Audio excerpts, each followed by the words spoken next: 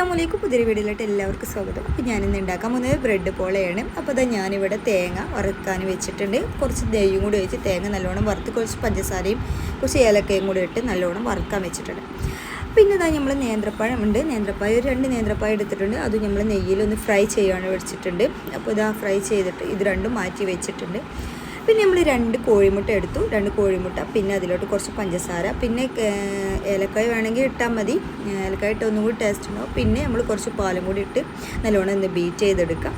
പിന്നെ ഒരു 4 ബ്രെഡ് ഞാനിവിടെ എടുത്ത് വെച്ചിട്ടുണ്ട്.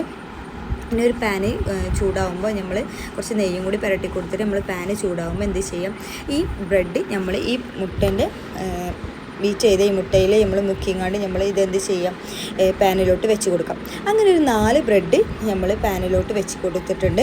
പിന്നെ അതിൻ്റെ മുകളിൽ നമ്മളൊരു കുറച്ച് നെയ്യ് വേണമെങ്കിൽ ഒന്ന് തടവി കൊടുത്താൽ മതി. പിന്നെ നമ്മൾ ഈ വറുത്ത് വെച്ചിട്ടുള്ള തേങ്ങ, അതേപോലെ തന്നെ കാഷ്നട്ട്, മുന്തിരി, അതേപോലെ നമ്മളെ അണ്ടിപ്പരിപ്പും ഒക്കെ നമുക്കിതിൽ യൂസ് ചെയ്യാം.